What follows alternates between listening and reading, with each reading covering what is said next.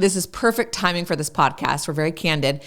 I'm very sleep deprived, so this couldn't have come at a better time. And we won't focus on my issue because it's a temporary issue. I'm pregnant, as a lot of my guests know, and I'm having pregnant insomnia. But what a more perfect time to be talking about sleep, because I am so sleep deprived. So I just have so much empathy for people that have struggled with any form of insomnia. It's brutal.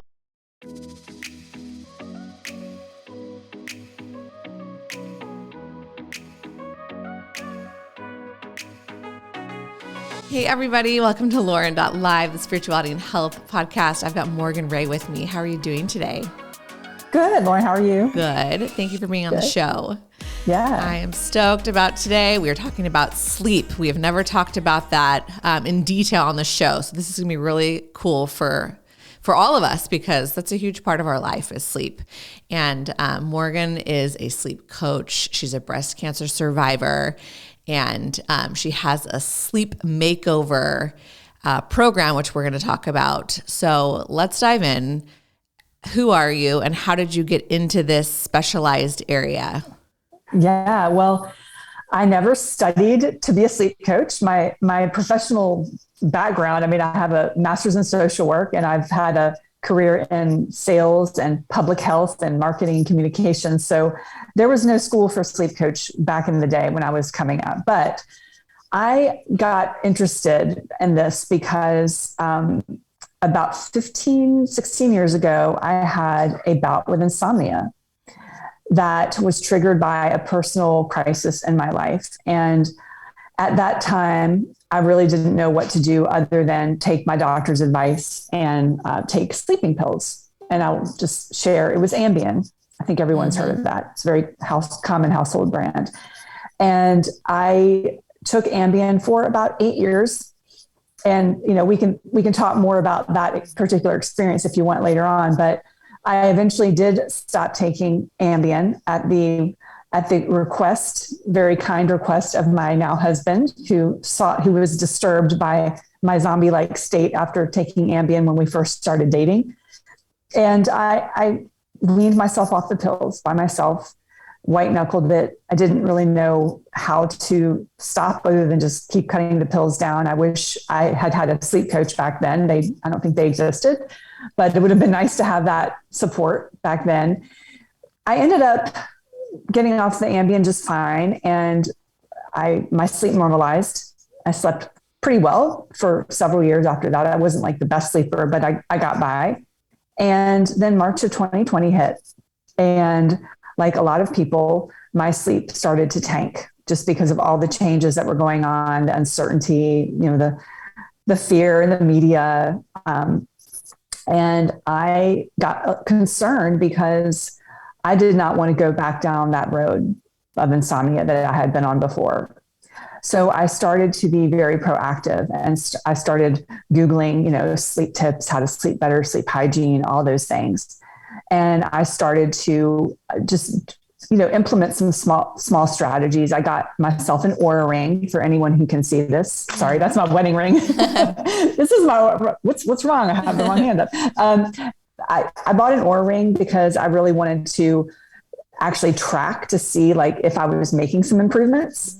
And it actually did work. I was doing things that were just very small and attainable. And I started sharing some of these things on social media just because I found it really interesting. And I come to find out that a lot of other people in my social circle were struggling with sleep around this time in the early pandemic. And they were very grateful for me sharing these tips. So later in, late 2020, I had a revelation that I needed to become a sleep coach. I had been wanting to do something very impactful in the health sphere since my first breast cancer diagnosis in 2018, but I didn't know what that would look like at the time. But it just hit me like a ton of bricks. I need to help people with sleep. So once I made that decision, I had to figure out, well, how does one do this? So that began another path of researching. So I've gotten a health coaching certificate and a couple of different sleep coaching certifications. And then last summer of 21, I started my sleep coaching practice, and it's been absolutely phenomenal for me as far as figuring out what I want to do and seeing people actually be able to get better sleep without having to take prescription meds like I had to take in the beginning. Mm-hmm. So that is kind of how I arrived at where I am now. Mm-hmm. Wow. Isn't it amazing? The silver linings of the pandemic. A lot of people shifted into doing different things. Like I started the podcast during the pandemic, and then, look at you, you had your own issues and came to some conclusions, and I want to help people during that.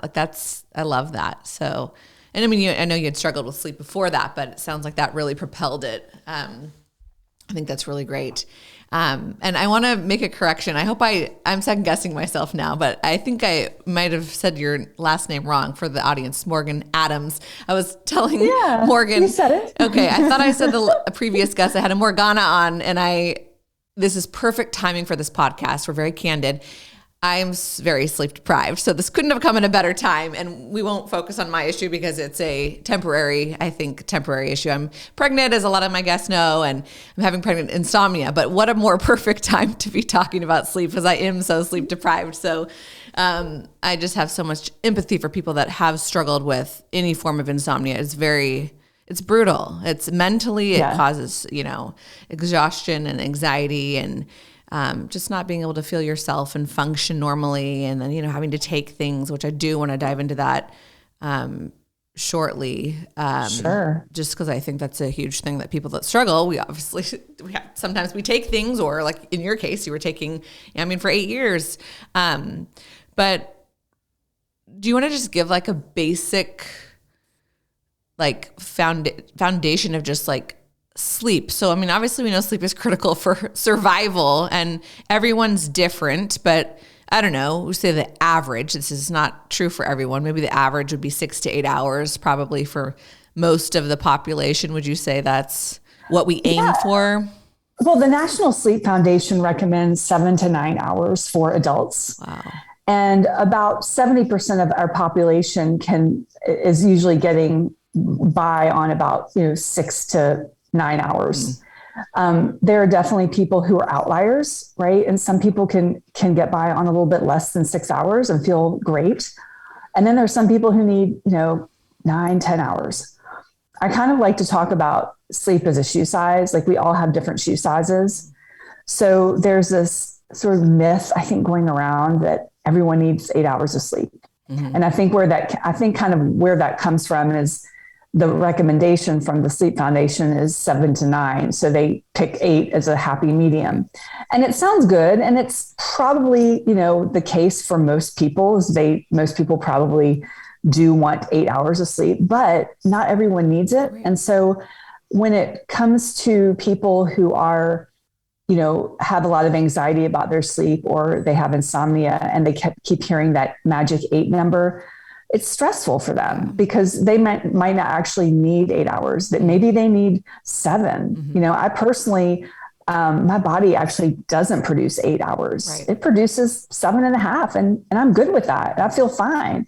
Any less than 7, I'm kind of riding the struggle bus a little bit, but I think everyone just has their own kind of personal sleep blueprint, and the best thing to do is just find out what it is. And one of the great ways to do that is to, take a week where maybe you don't have any like pressing responsibilities. Maybe you're on vacation and you let yourself sleep, kind of go to bed when you're tired and wake up when you wake up. You don't have an alarm. And then you kind of take like an average of that amount of time over the week that you've slept. And that's probably going to be your personal sleep need.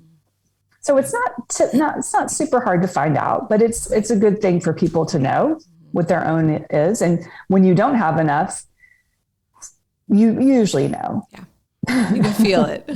Wow. You feel it. 9 hours seems so foreign to me. That is insane. Like, I don't think I've ever slept that long, maybe when I was like a teenager, but oh my goodness. Yeah, I just feel, and I've talked to so many friends and people too, like, I just know, I don't know if it's like a woman thing with me, like motherhood too. It's just, I think too, our bodies get into a habit, right? So like people that do wake up at 6 a.m., let's say every day during the week for work, even on weekends when there's no alarm, they tend to wake up around that time. Like we kind of get into these habits. So I think it'd be interesting. I know a lot of my friends and I, like we survive. Once you've had kids, that really does mess things up, but like for a while at least, but we're surviving on like 6 hours. Like a good night would be 6.5 hours. If you got 7, that's like the jackpot. So, it's like we kind of learn how to function, and I'm sure our hormones keep us going and you just do it. But I know it's not necessarily ideal. So how do you even begin? I know you have coaching programs to help people with this, but just like basics, like how would you kind of train yourself if you do feel tired and you're waking up at 6 a.m. because your body's just used to it? Like how would you start to learn how to sleep maybe till 7 a.m. or what? Well, there are different things you could do. Like I would say probably waking up at the same time of day is actually a good idea. Like kind of going back to what you said, because our bodies really crave that regularity, and a very firm anchor wake up time is actually a good thing. So I encourage all of my clients who are having trouble sleeping to wake up with regularity every day, no matter whether it's the weekend or the weekday. Because what ends up happening is when you wake up at a certain time every day, you're more likely to be tired around the same time every night. Right? You have pretty much an equal amount of sleep pressure built up at a certain time. And so that anchor point with that wake up time is actually such a good thing. So I would say that would be very, very important to remember. What ends up happening sometimes, and this has happened to me personally myself, I can definitely attest to this. It's a phenomenon called social jet lag. And I'll kind of explain what that is. So in my situation, I was on the weekend, I was staying up till like 1 a.m. watching Saturday Night Live. And, then I would sleep until 9 on the weekend. And then I would have to get up at 6 for work on Monday. And so if you think about it, you're waking up a 3-hour difference between like the weekend and the weekday. So that's essentially like having a cross-country flight. You're basically giving yourself jet lag on purpose. So what ends up happening is Monday is a real drag. Like you're just wanting more coffee. It's hard to focus. And sometimes it's hard to get to bed on Monday night. And then usually by like Tuesday, Wednesday, you recover, but you only to do it again the following week. So what I encourage folks to do is if they really, really let's just say they go out Friday or Saturday night to a party, like we need to socialize. We need to prioritize having fun. Sometimes we need to prioritize that over like a full night of sleep, in my opinion, to get that social capital built up. So let's just say you've gone to a party, you're out till midnight, and you are going to bed later than your normal 10 o'clock p.m. Going to bedtime. It's actually okay to sleep in by like an hour on the weekend if you've gone to bed a little bit too late. But anything over an hour, you're kind of putting yourself in that kind of like social jet lag danger zone. So yeah, that's just one thing that I really focus in with my clients, because they're struggling so much with their sleep. They need that firm, wake up time to get their circadian rhythm entrained. Totally. And not everyone does this, but like I sleep trained my baby. She's a toddler now, but setting that sleep foundation, and she really does love it. Like she goes to bed at the same time, she wakes up at the same time. Like I think if we could all do that, that would really be so helpful. But obviously it's not always practical. Like you said, you have to live your life. But generally, I think that can really help to have that same routine and schedule. Yeah. And not only sleep, I'll just add that we have some pretty strong circadian pacemakers that are not just, our sleep and wake up time, but our light exposure is important to have.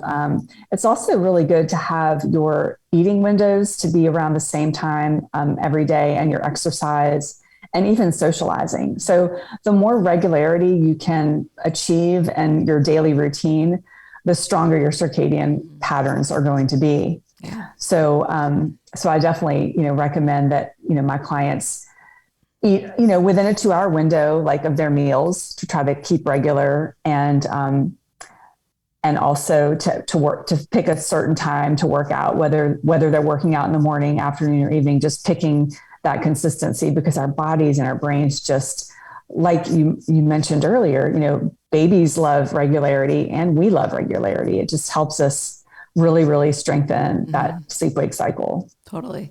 Yeah. I think it's fascinating. I'm glad you brought up the light. I actually wanted to talk about that. I've heard, our vitamin D exposure, UV exposure, like sunlight and all that can really help during the day, can really help our sleep at night. Just because it plays a role, right, in everything. And like we have like melatonin produced and hormones and the circadian rhythm. And I think one thing that's hard is, and we adapt, of course, but you think about our ancestors. They probably went to bed a lot earlier than we do because they didn't have things like TV, social media, movies. You know what I mean? Like some of the things that we do in our evening time, they didn't have that. They were working all day to survive, had their campfire and dinner, probably relaxed, it got dark, and then they go to bed, right? Whereas we're staying up a lot later. They probably woke up a lot earlier with the light. And so I think usually when it's dark, it's kind of time to start winding down. When it's light, start winding, you're waking up for the day. And so I think, again, yes, we adapt. It's fine, but there's got to be something within that where we're probably going to bed in general a little too late. I think I am.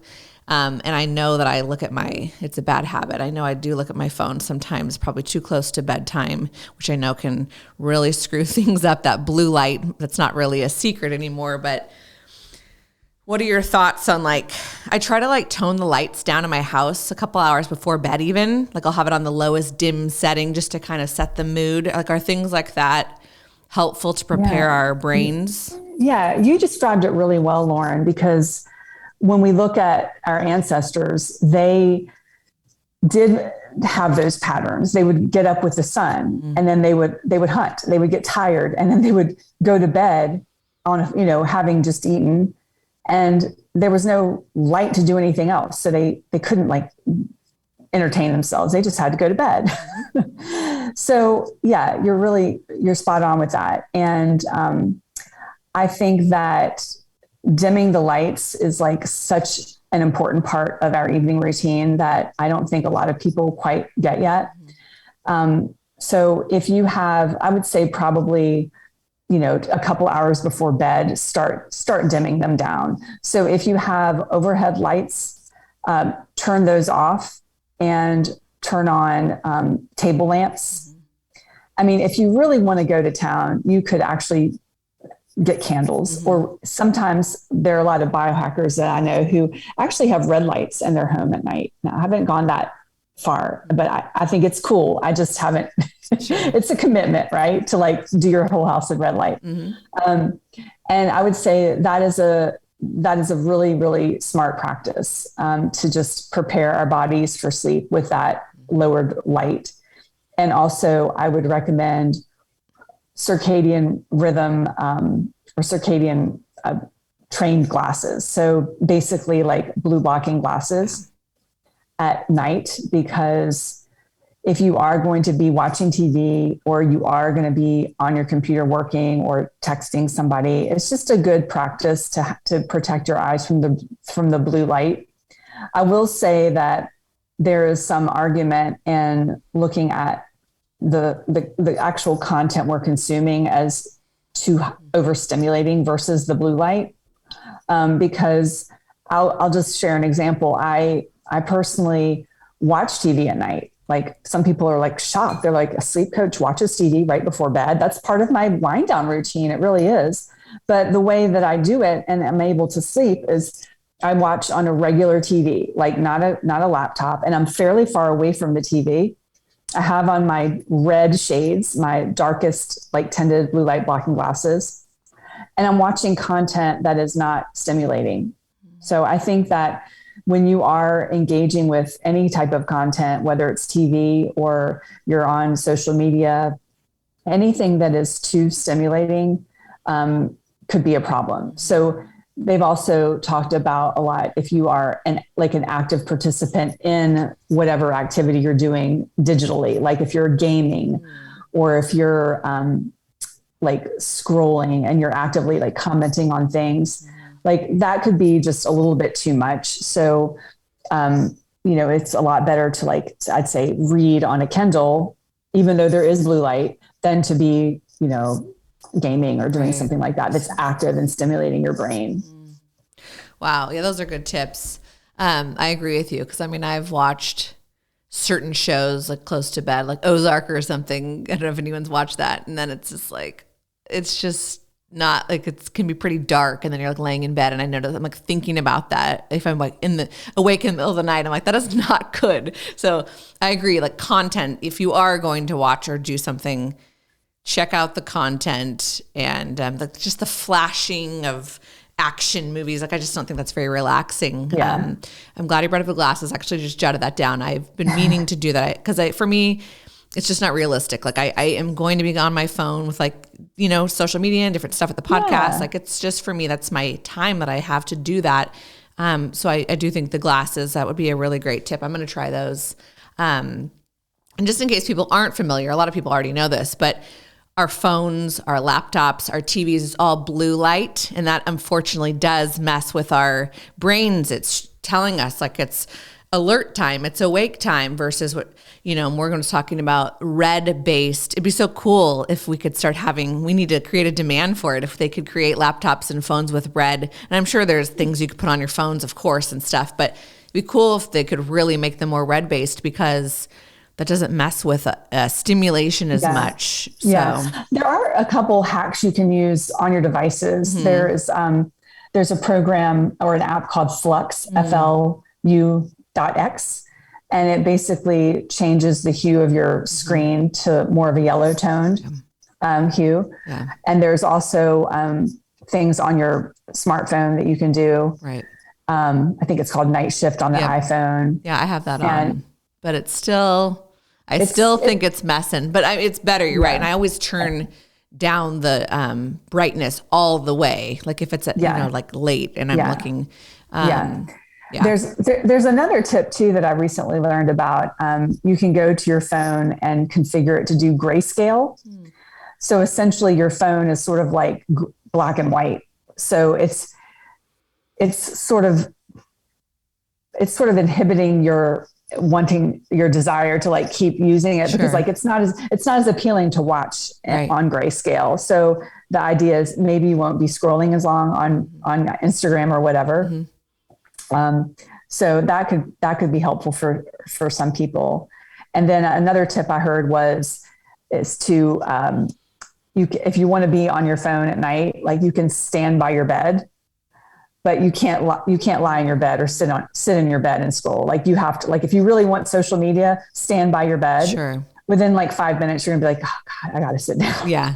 Or like look on, I've been trying to do it where I'll like sit in the living room on the couch and look. And then when I go to bed, I'm like, that's it. Like no more phone in the bedroom, like little rules like that. Yeah. Mm-hmm. Yeah. Just some of those boundary setting things can be really, really helpful. Mm-hmm. That's great. Because they're so addicting and it's, I think that's why, they're blue light. It's appealing. It's bright, but it's not ideal for us at night. And one more thing on the candlelight, I had listened to a podcast on sleep and a while ago, and it was talking about that. And this guy was he was a biohacker, super strict. And I think it was like 7 p.m. and later, like he only had red light based, he had lanterns and candles in his home, which is a commitment, but if you're really, really struggling with sleep, it might be worth a try because again, that's what our ancestors did. They had fire, which is red light based, right? Absolutely. That red is mimicking a fire. Right. And so it's tapping back to that ancestral, knowledge we had. Right. And I think it definitely could work. I mean, one day I might get there, but I think I feel personally very, very comfortable with my very dark red shades. I wear them when I watch TV. And I literally do get kind of tired when I wear them within like 45 minutes. Good. And also most of our light bulbs, just again, like, because I'm hoping people will learn things. If you already know it, great. But most light bulbs, LED, and all these smart bulbs, they're all blue light based. Yeah. So if you want to commit to this, even maybe just 1 or 2 lamps that you're going to use it in the evening, put a red light in there. That'd be worth a try. Yeah. And there's also, I know on Amazon, there's definitely companies that sell not red light light bulbs, but ones that are more sleep friendly, like yellow based. So they're out there. It's just, it's a commitment to have to shop for them. I mean, when we bought our house 2 years ago, I mean, everything was like brand new, and like all the lights were like super bright, and I had to hire an electrician to put a dimmer switch on them so that I could have some semblance of control over like the brightness. Cause I was like, granted they were, obviously trying to build a nice house, but I'm like, this light situation is not going to fly for me and my sleep. So you just have to sometimes make adjustments in your house, and you'll know. I think, we can move on, but this could be a whole episode. Light is so crazy. And I have made some of those small adjustments. Not perfect, because I'll still watch TV on occasion or something. But like even when I'm washing my face in my bathroom before bed and brushing my teeth, I have my night light on. It's by the sink. But instead of, I couldn't even imagine now, once you've done that, having that bright light on, it's like, oh my gosh, it's so overwhelming. So once you kind of do get used to a routine, it's pretty easy to adjust. So I think encourage people, if you are struggling with sleep and relaxing, play around with the lighting. That's one really easy. Yeah, it's a great hack. And it's pretty accessible. Right. You don't have to spend a gazillion dollars doing it. Totally. Very cool. Well, I definitely want to get into sleep aids. There's obviously a lot of natural ones, which are better. I'd be interested to get your opinion on those. And then obviously there's a lot of people either using them all the time or occasionally, sleeping pills, or, for me, just because it's hormonal based and I can't really switch it at this point, no matter what I do. Like I've tried everything with the pregnancy things. I've been taking Unisom, which is pretty gentle. But there are people out there that are taking sleeping pills and things all the time. I mean, sometimes we have to do to survive, but overall, like, because you've been through that and now you have so much knowledge on sleep, like, can you chat with us just about what's going on with that? Is it like tricking your body into sleeping? And well, my take on sleeping pills is that kind of going back to the beginning from like when somebody, recognizes they have a sleeping problem and they want to get help. Usually the first thing they do is they see their primary care doctor. And that doctor usually has 10, 15 minutes to spend with their patient. And what typically ends up happening, now there are exceptions, but what typically happens is that the doctor maybe gives a couple sleep hygiene tips, and along with a prescription for a sleeping pill like Ambien or Lunesta Sonata, one of the sedative hypnotics. And the problem is that they don't really, the primary care doctors, I mean, they do have a purpose, a place. I'm not knocking them, but the unfortunate reality is that they are very, very lacking in sleep science training and the study of sleep. They've only gotten on average about 2 hours of sleep curriculum in their whole medical school career, which is absurd in my opinion, because we spend a third of our lives sleeping. I mean, that should be a very large chunk of what they study, because sleeping problems are rampant in our society. So what ends up happening is they will give a prescription for a sleeping pill, but they don't really, for the most part, have a plan in place for the patient. So what they really should be doing is, if they're going to give a prescription out to somebody, and that it's not always a bad thing to do, because crises come up, like deaths, divorces, job losses. I think in a temporary situation like that, if you need a sleeping pill to get through life on a temporary basis, I don't really see a problem with that. But the issue is that the prescriptions are sort of given out as like refill as needed. And that's not how sleeping pills were made to be used. They actually have on their label, they're meant for like 2-week use. They're not meant, they say clearly on the label, they're not meant for long-term use. So that's a big problem.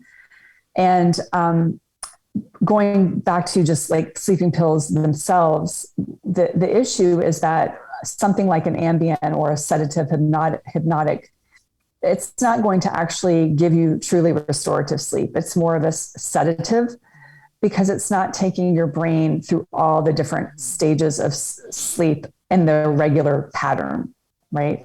So it's kind of just messing up the cycle. You are actually able to fall asleep a little bit more quickly. I mean, as evidenced by my 8 years with Ambien, I could not get to sleep. It took me 2 hours, but if I had an Ambien, I was out in like 15 minutes. And I was very happy about that because that's more appealing than spending 2 hours in bed suffering. But when you look at the average time more it gives you of sleep, you're getting about 11 to 12 minutes on average more a night of sleep. And that's not a significant amount more. And there's a book by Dr. Matthew Walker, called Why We Sleep. And he has a huge section on sleeping pills. And he really goes through it very in depth about the risks that come with long-term sleeping pill use.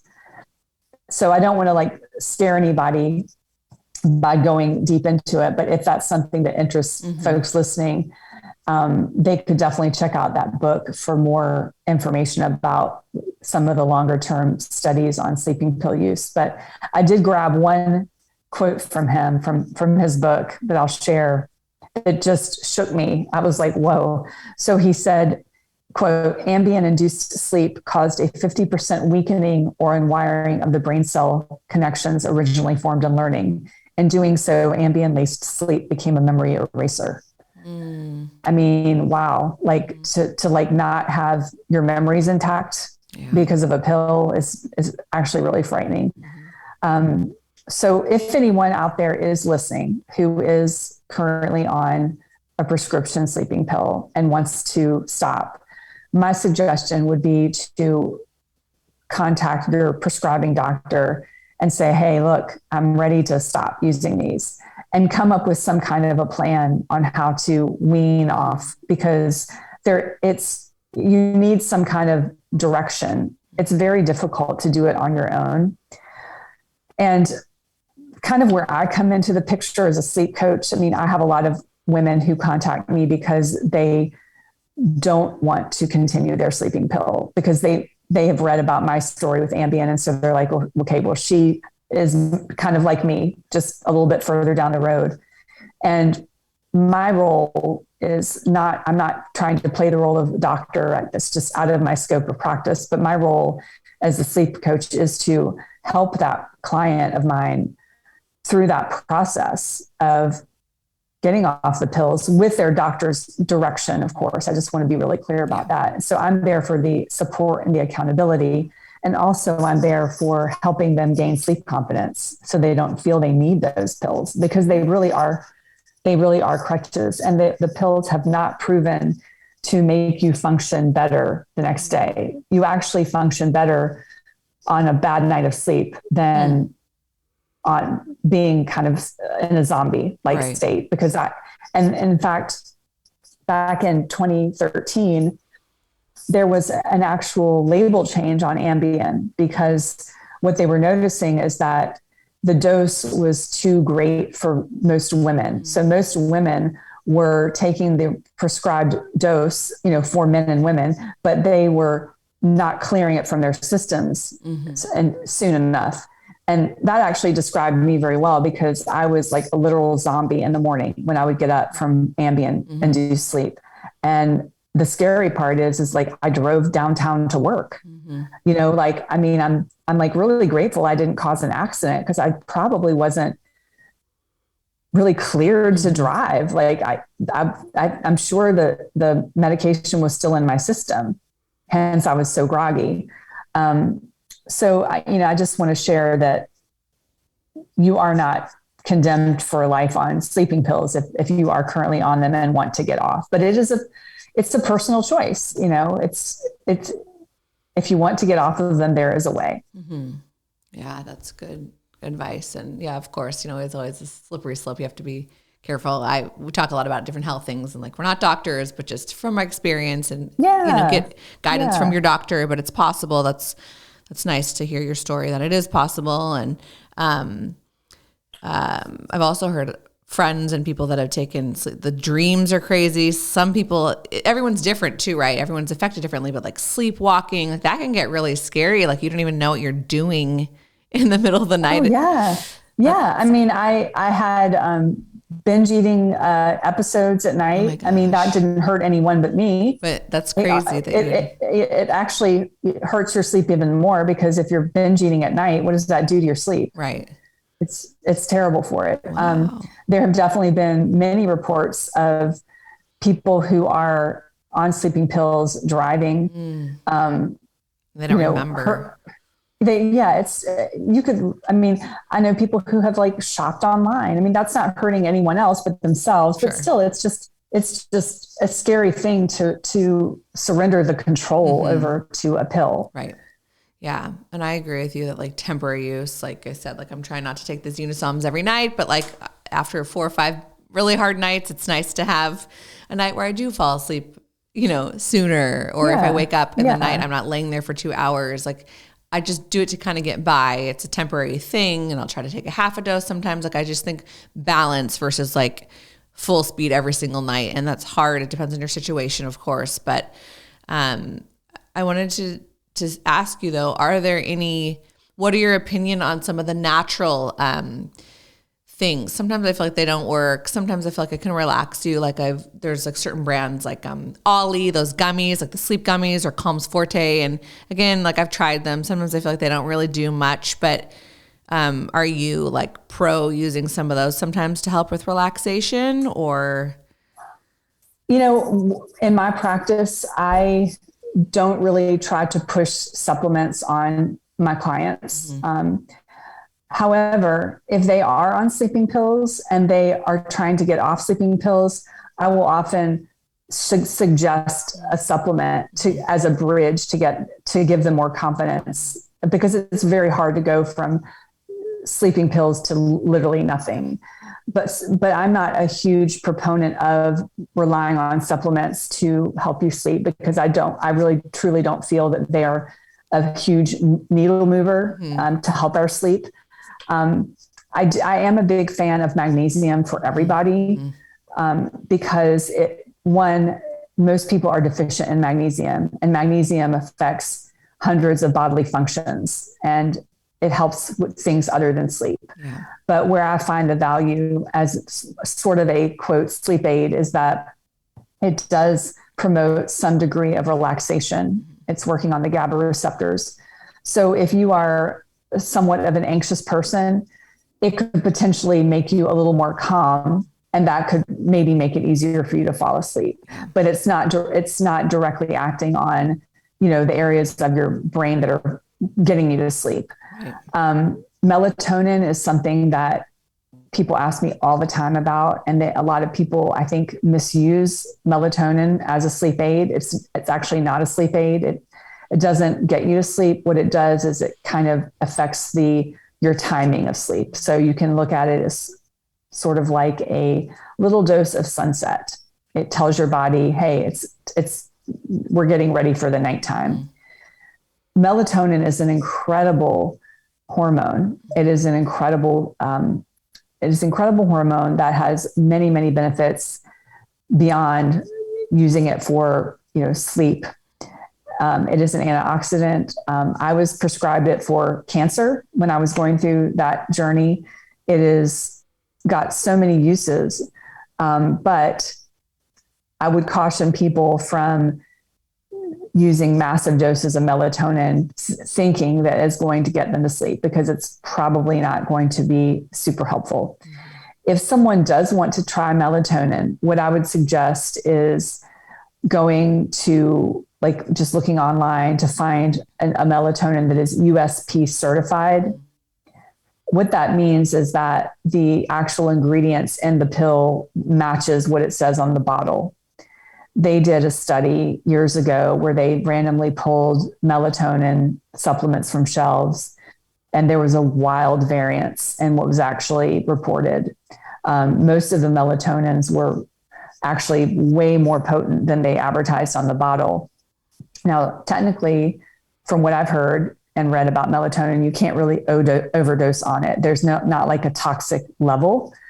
But the issue is that if you are thinking that you're grabbing a 3 milligram melatonin and it's 15 milligrams, you could potentially be groggy the next morning. And nobody wants that. I mean, who wants to be groggy in the morning? So if you are going to do the melatonin for sleep purposes, USP certified, also start with like 0.5 milligrams to 1 milligram. And that dose can actually be a little tricky to find, because when you look on the shelves at most stores, they run maybe 3-5 milligrams, which isn't like a lot, but it's probably more than most people need.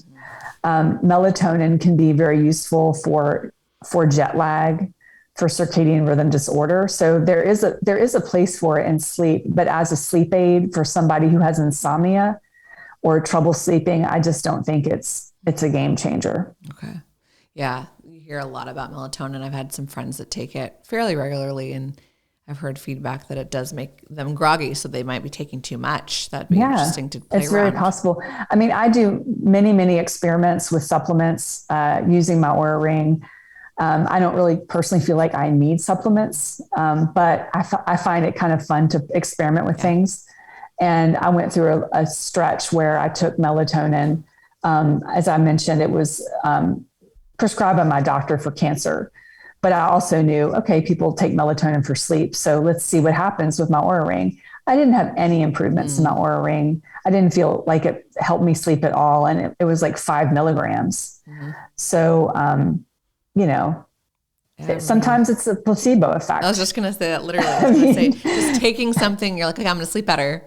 Yeah, that's true. And there's nothing wrong with the placebo effect. Yeah. There really isn't. But it's just sort of like, well, do you want to waste your resources on something that's not actually doing anything for you? Right. And, supplements are expensive, not like the Calms Forte and those things, but like magnesium. Like I actually just tried that to see if that would help me. And I actually had a question for you.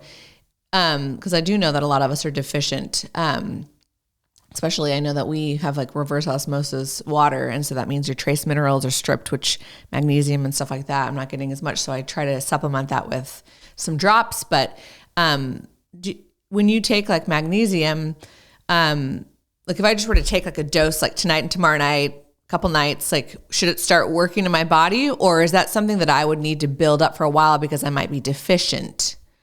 That's a good question. I don't really know the deep mechanism of action of magnesium and like how long it takes to take effect. But I personally just take a couple magnesiums. I think I take probably total 400 milligrams a couple hours before bed.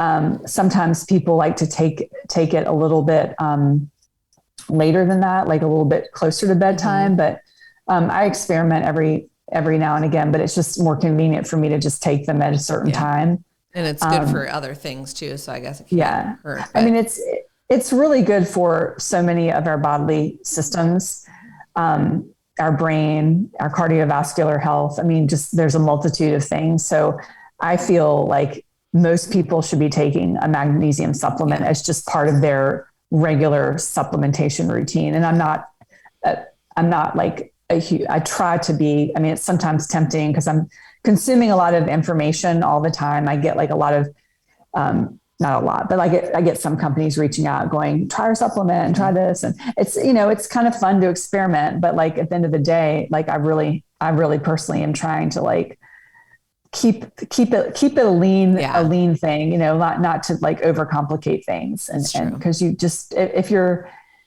eating, like a whole foods diet, you should be getting most of your nutrients, but looking at supplements is just supplementing. You can't get everything from them. That's true. Yeah, it's all about balance, and that's really interesting. I was also going to say, this is going back, and then I wanted to ask you about your program. But when you were talking about the memory, I just reminded this. I also had heard some studies about like Tylenol PM, which any of those nighttime, they're using similar things, Benadryl. They've done studies now, and it potentially linked to like dementia and different things like that. Long-term use, not like once in a while, but long-term use. And so that's so scary to think like these things that we're taking and then it could have a long-term effect. It's just, like you said, I think just ideally, yes, if you need it in trauma moments of life here and there on an occasional night, like I'm totally for that. I've used things like that, but just not to have a crutch would be a goal. And, you know, take your time, work with somebody to help you. But I think just not having that crutch is so freeing, but also there are a lot of health benefits to not being on these things that are making you drowsy. Yeah, I mean, you're right. There have been some studies linking anticholinergic medications, like Benadryl, things like that. They've linked them to memory loss and dementia. And I was listening to a podcast where a woman in her 40s who was using those substances regularly for sleep actually started noting memory problems, and she was only in her 40s. Wow. So it's not just in like the elderly. Sure. So, I mean, I really, and again, clients do come to me who are on those, and they know they want to stop using them. Those are not quite as difficult to get off of as, you know, a prescription med, but it is used quite often as a crutch. Yeah, definitely. But, and you know, they like, to your point, they do have their purpose. Short-term, situational. Sure. Yeah, totally. Yeah. Fascinating stuff. Well, before we wrap up, can you just share a little bit about your program? If someone were interested, like what does it look like and kind of like how you work with your clients? Sure. So I have a sleep coaching program called My Sleep Makeover. It is for women of all ages, but I tend to attract a lot of women in midlife because I am in midlife. So like attracts like. And what I do is I take my clients through a six week program where they meet with me one-to-one via Zoom. And we really go deep into why they're having trouble sleeping. And I'm implementing lots and lots of different interventions for them and having them try different things. A lot of them do have insomnia, like diagnosable insomnia. So I weave in some techniques. We didn't really touch on this, but just briefly, there's something called CBTI for insomnia, cognitive behavioral therapy for insomnia. And some of the techniques are very easy to implement. You don't actually need to be a physician to do it. They've got tons of self-help books on how to do it. But it is very behaviorally based, and it can be a little challenging. So it's very helpful to have a guide, an accountability person, and somebody to be there for support. So I do implement some of those things. I go fairly deep into your chronotype, trying to figure out what your chronotype is, build a schedule around your chronotype so that you have like a very solid evening and morning routine. And we also explore your sleep beliefs and attitudes and work on correcting some of the ones that are not helpful, because a lot of times when we have trouble sleeping, the daytime consequences can be so devastating, and we get ourselves into a really negative feedback loop in our head. And some of the techniques that I use can help mitigate those really negative feelings and thoughts that you have during the day and the night. And in between appointments, I have a messenger app that my clients can communicate with me between sessions if they get stuck. So I stay in touch with them and really kind of watch over them, because it's it can, you know, some of my clients are, you know, in a really precarious situation with their sleep and need a lot of support. Yeah. Wow. That's really cool. I love it. I mean, hopefully things will, you know, pan out better for me with this, but I'm going to keep you on my radar, because, you know, it's so hard. Like, especially like I said, just from my experience, like the childhood phase, there's so much disruption. So it's just interesting in life. You look at different parts of people's life, your sleep is different. Yes. And then, yes, you know, like you said, I think a lot of it probably has to do with stress and anxiety and different things like that. You may not even be aware of it. It could be subconscious. Some people might be aware of why, but attitudes towards it. So I think there's a lot of therapy you could do there And then, of course, the sleep habits and routines and, not having your phone on Wi-Fi by your head. That's another one, right? I've been turning it on airplane phone mode. Out of your bedroom. Just get it out. And airplane mode, so it's not radiating by your skull all night. There's little biohacks to help, but totally. This has been so cool. And I really hope that people have learned something new. They're thinking about it more. If you have been struggling with sleep, we're going to put Morgan's information in the show notes. Can you let everybody know where they can find you? Sure. My website is morganadamswellness.com. I am pretty active on Instagram. I do a lot of sleep tips and insights, and I'm morganadams.wellness on Instagram. Okay. So I love interacting with folks. So just DM me if you want to chat sleep. And I also offer a complimentary clarity call for anyone who wants to explore the sleep coaching program. So just reach out. I love chatting sleep. Yeah. Thank you for your work that you're doing to help people. Thank you. Amazing. Yeah. Thanks everybody for listening. Have a great day.